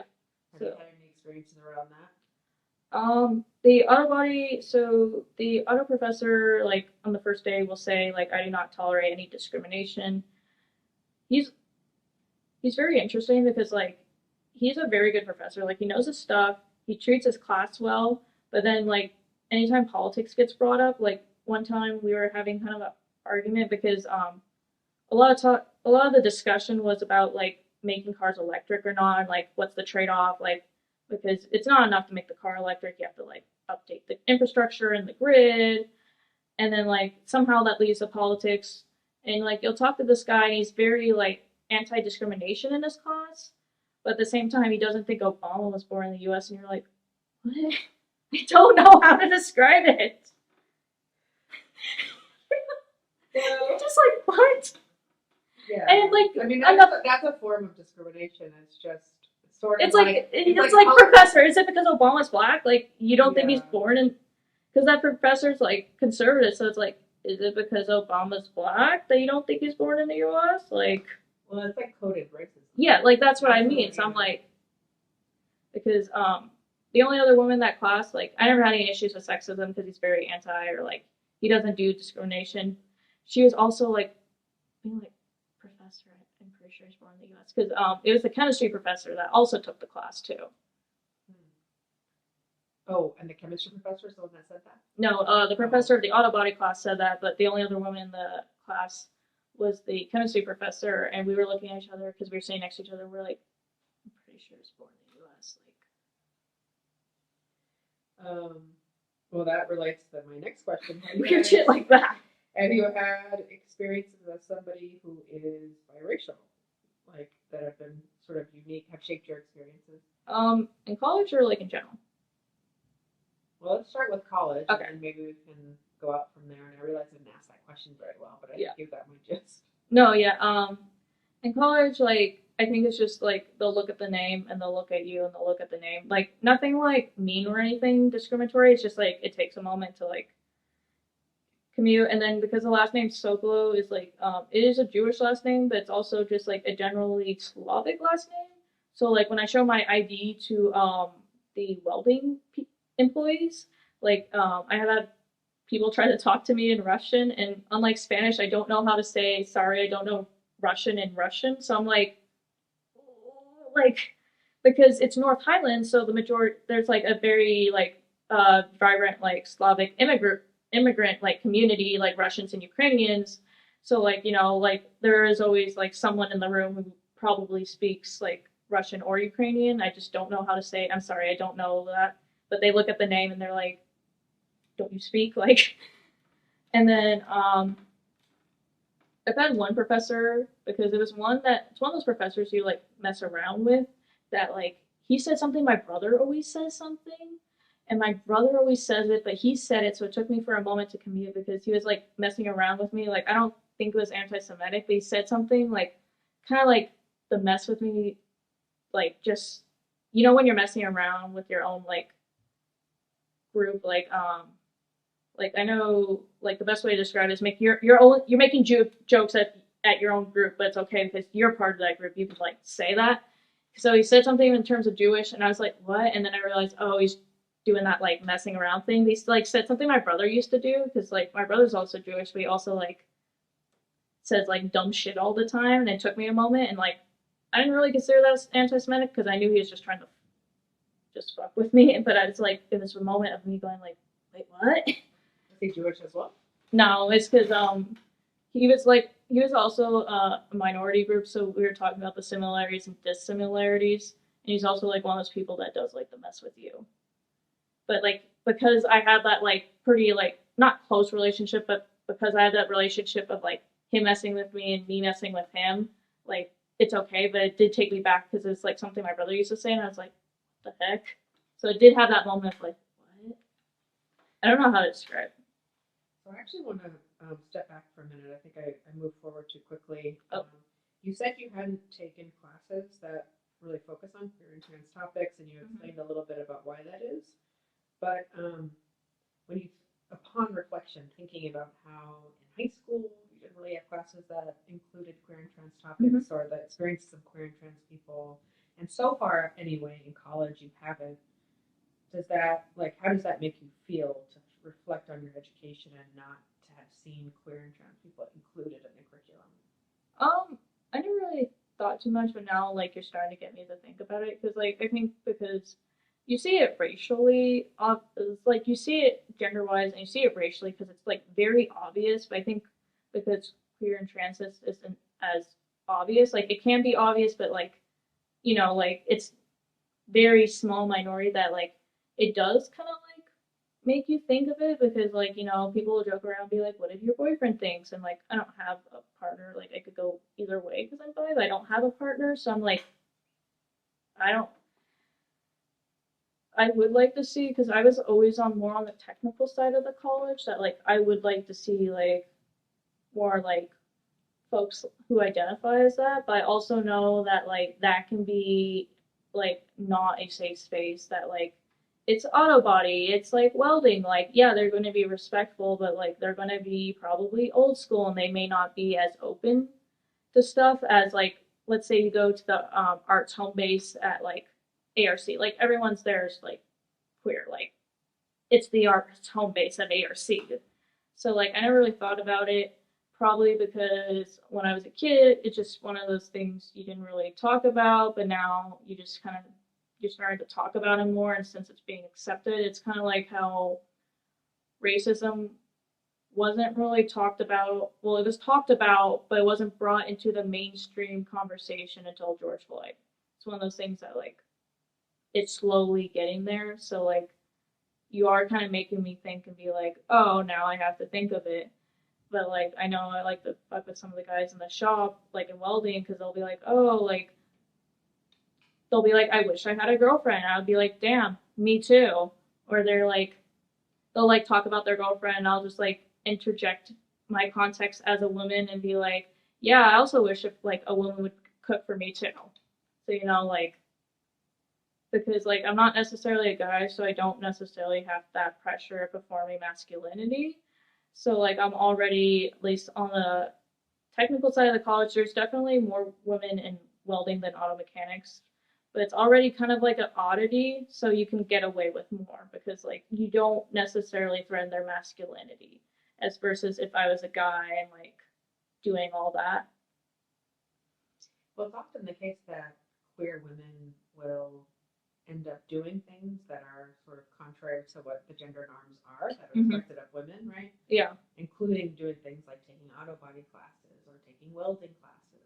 Yeah. So have you had the experience of your professors in those classes saying things that are explicitly welcoming or inclusive of queer people? It's just never. I'll be honest, it's just never came up in those classes. Welding classes, the way they're taught at ARC, is just like there's almost no lecture. It's online, and online it's very like technical, where it's like, look at this diagram, do this. There is kind of like a subset of like I was in a class with like another girl, and she is part of like the Mermaid Society Sacramento, and so that's going to be obviously like very queer friendly because it's like very artsy in a way.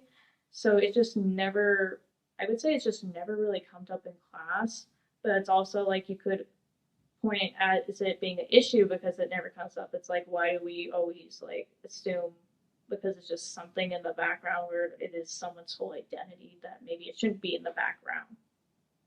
Well, if it is part of your identity, maybe you would feel more comfortable being out and making friends in the classroom if your professor was explicitly inclusive and welcoming of queer and trans students, even if it's not part of the curriculum. Right? There are ways that professors can make very clear to queer and trans students in particular that they're welcome in the classroom.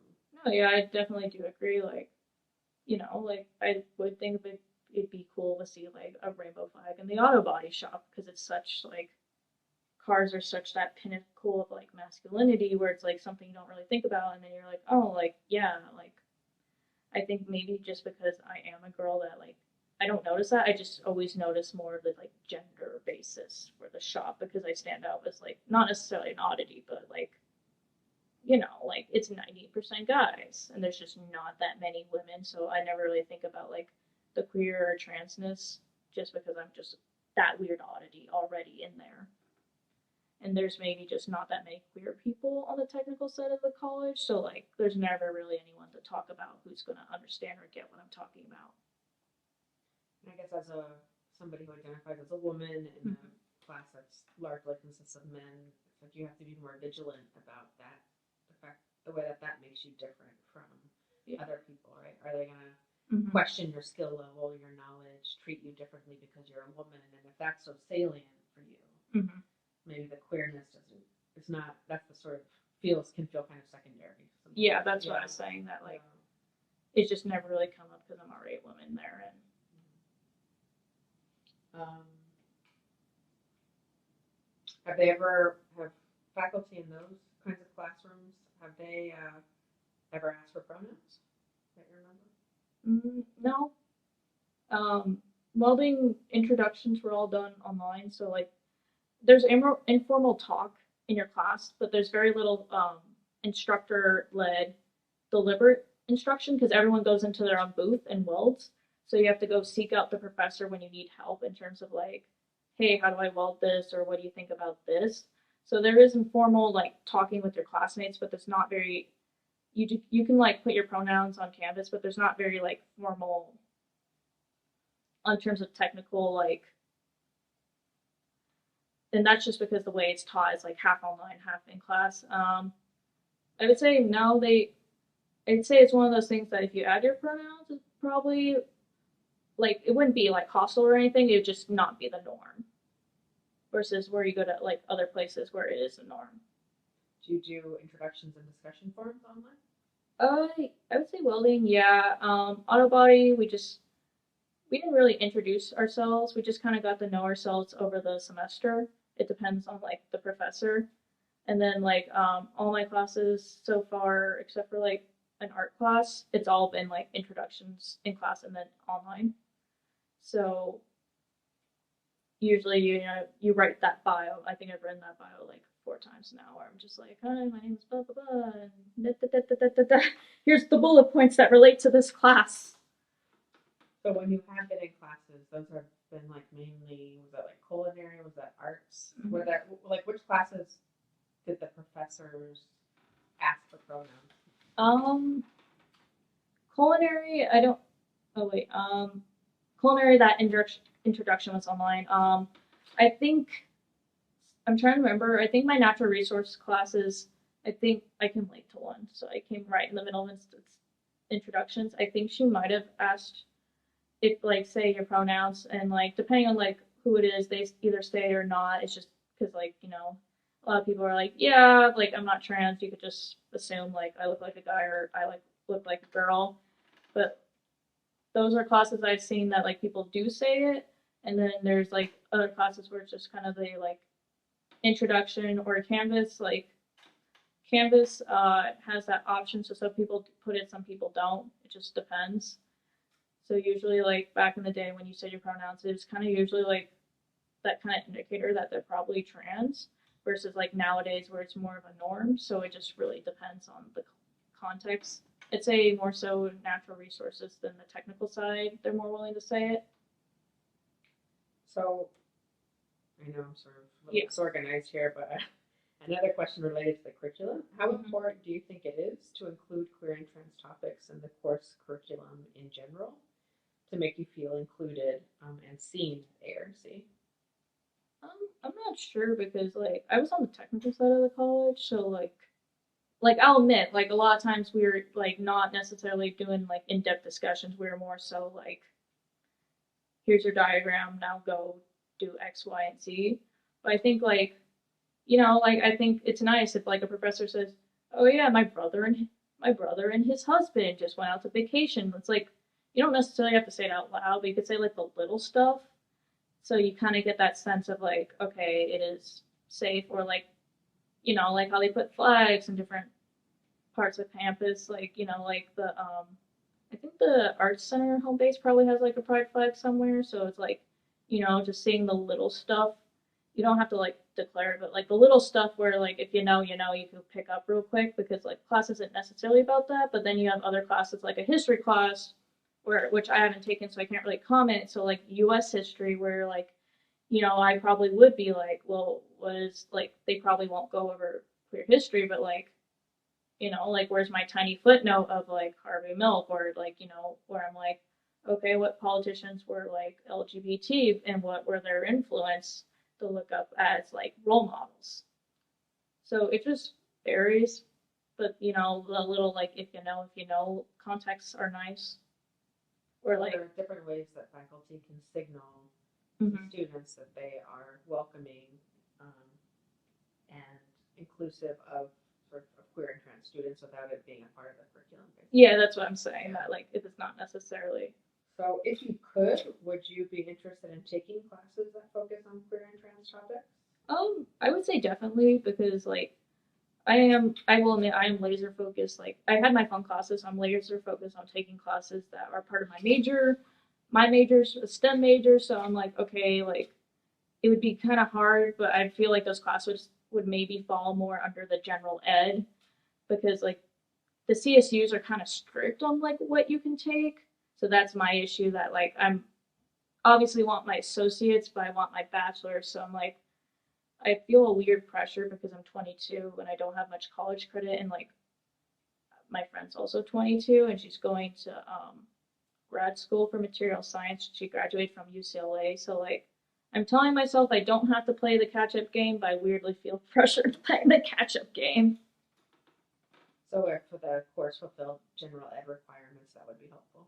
Yeah, if they had like topics like your English, your communications, like your history, that sort of thing, that it could be weaved into there, because like that's why I think like the ethnic studies class should have been not its own separate, but you should have been able to like take ethnic studies and have it count as your history requirement, because like don't get me wrong, like I support the promotion of it. It's just like now that's another class I have to take in order to go to like a CSU or UC. But if you had like said, hey, you don't necessarily have to take History of America, you could just take Intro to Chicano Studies, and that will count as your history requirement. I'd be like, cool, I'm taking Chicano Studies. So I think if you get it in like as an option as general ed for those people who are trying to transfer, I think you get more people interested because they're like, cool, I can have like a niche class that still counts as my general ed requirement. So what do you think ARC could do to make trans and queer students feel more included on campus in general, not just in the classroom, but just in general? I have to, well, their official spot is literally the size of a closet. Like it's like in the kind of like it's where all the clubs or like all the clubs around identity meet, but then it's literally like a side room, and like I've been in there, it's like the size of a closet. So it doesn't send the worst message, but it is kind of weird that is like you have to go from like the main student area to the other student area where all the students like to meet to another room to go find it.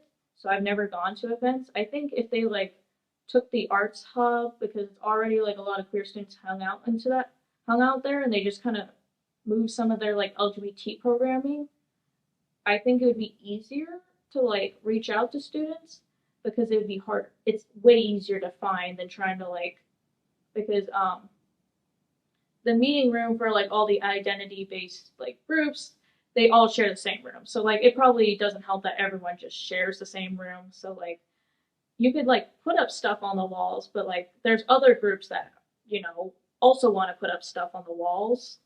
So like maybe they had portables, or like, you know, because it's ARC, so there are portables there. So maybe like giving like its own dedicated portable and be like, or just like taking the arts home base, which already has, I mean, it's the arts, so it does already attract a lot of queer students, and like having a space in that home base and letting like having like LGBT programming there, because maybe collaboration between the Pride Center and home bases like the Arts Home Base, which where a lot of queer folks like already congregate anyway. Yeah. Because the Pride Center is just like you have to go through like 2 rooms to already find it, so it's like put it in its own portable or something.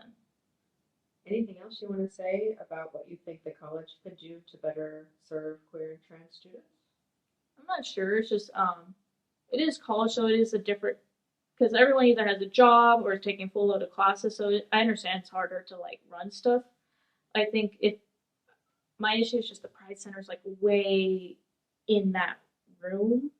So if it was like in a portable that was just kind of open all day, like home base, that you would come in and just hang out, I think that would be better. And then personally, I don't really have any quorums, but like someone else may have quorums. My only hung up is like, why is it all the way over there in that weird, almost closet? Like, because the room is really small, so it's like can't really hold a fence in there. Have you seen it? Yeah. So you know what you're talking about, like the main. You're in the like. You have to go from the Student Center to the Unite Center, so then you have to go find the Pride Center. Yes. Yeah. Not very large. I think it used to be in even a smaller room, was my understanding, and now it's a slightly bigger room. Oh, it's in a slightly bigger one? But I think it's still pretty small. Yeah, so it's like really weird how small it is, like versus the home bases for arts or STEM or like they're all it's you can like have about 20 people in there and you'll be fine. Feels like more of a hangout space. Yeah, that's what I was trying to get at. Okay. Okay. Any questions you want to return to and say anything else? Anything else about or anything you want to add in general? No, I'll probably go home tonight and be like, oh shit, but like. Okay. So I guess as a last question, when you think about your future as a college student, what makes you most excited? Um, I think it's just like, I think just making progress. Like, I understand I have to go to college for me, but it's influenced by my parents, and this was kind of like the negotiation because when I was at Cal Fire, at least on the fire side, you don't need a degree. So I was like, cool, I could go get an art degree. My aunt's actually an art professor, and so my dad was like, oh hell no, go talk to your aunt. So like, definitely like I want a minor in art, but like this was kind of like me approaching college of me actually wanting to go and not my parents wanting me to go. Obviously, my parents still want me to go, but this was me. This is not me dropping out after one day. Like, so I am excited, like, just because I actually really love the Los Rios because I went to WCC for one day and it just has nothing because it was next to the high school that I went to, and the high school actually had more than WCC did. So it was also nice to take welding to properly learn because I did not properly learn in the class I was sexually harassed. So coming back to the college, taking it, it's not my major, but just taking it for the hell of it and actually properly learning the weld, it kind of blew my mind. It's like, oh, I can actually weld without being called a whore, you know?